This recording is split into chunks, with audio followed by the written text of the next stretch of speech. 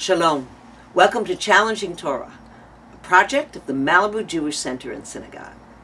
Welcome to the book of Numbers, or the book of Bamidbar, as they say in Hebrew. But Bamidbar translates as wilderness, and Numbers would be Misparim.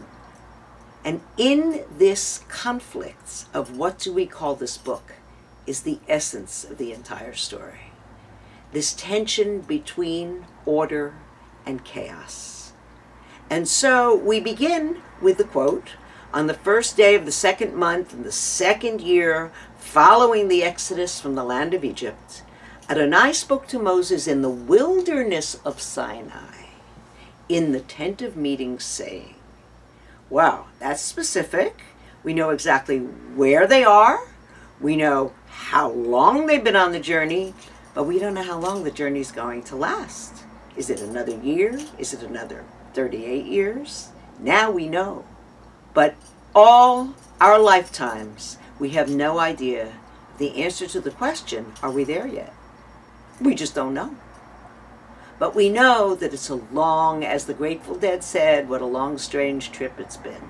It's always a journey with ups and downs and order and chaos. Back to order again. That's the book of Bamidbar. And so, as the book begins, Moses is told, take a census, Sa'u et Roshei Edat Yisrael. Take a census, but literally lift up the heads of the whole Israelite company or community by their clans from the age of 20 and up, all those in Israel who are able to bear arms. This is, again, a census. We take census for many reasons. The most simple here is we're about to go through this journey. Who's going to protect this traveling clan of 600,000 males and probably over 1.5 million people? And so they are counted. And we say, counting, each one of us counts, right? The great quote in the Mishnah is that while the Mishnah is extolling God's greatness, it says, each person is stamped out in Adam's image, but each face is different.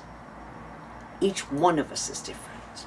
We know about counting, and we still live in a world where there are people with numbers on their arms, because the most horrible thing that the Nazis could do was turn you from a person into a number.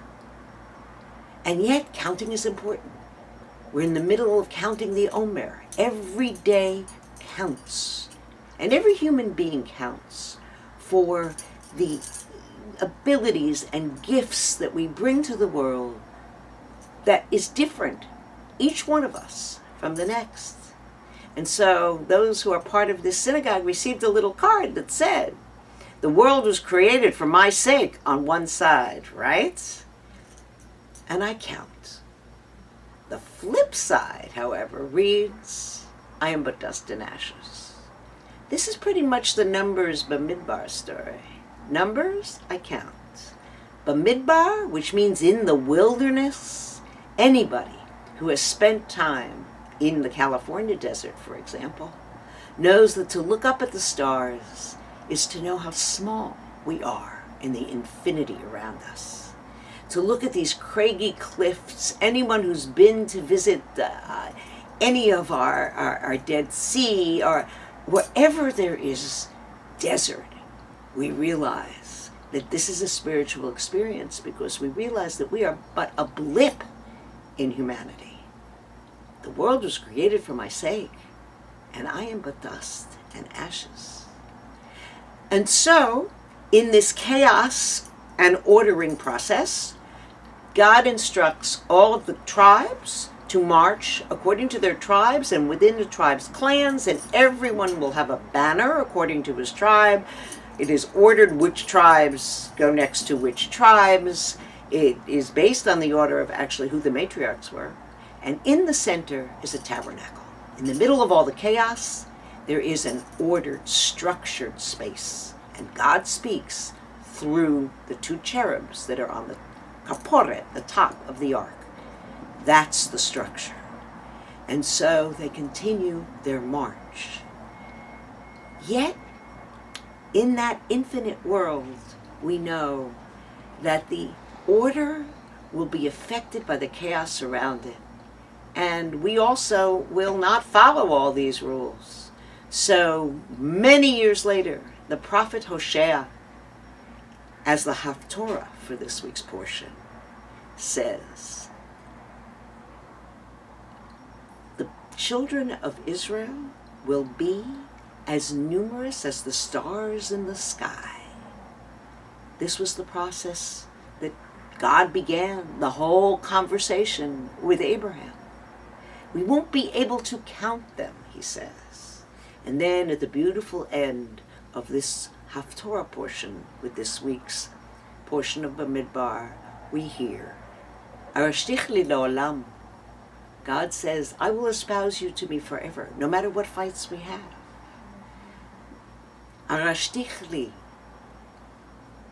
b'chesed u'berachamim, with righteousness and justice. Arashtich li b'emunah, I will betroth myself to you in faithfulness. V'yadatet Adonai, in the midst of all the chaos, you will know God by holding fast to this connection of above and below. As we approach Shavuot, we know that we renew our vows with our spouses, hopefully, with our fellow human beings. And Israel renews its vow with the Torah as we seek order and chaos and a connection above and below. Shabbat Shalom.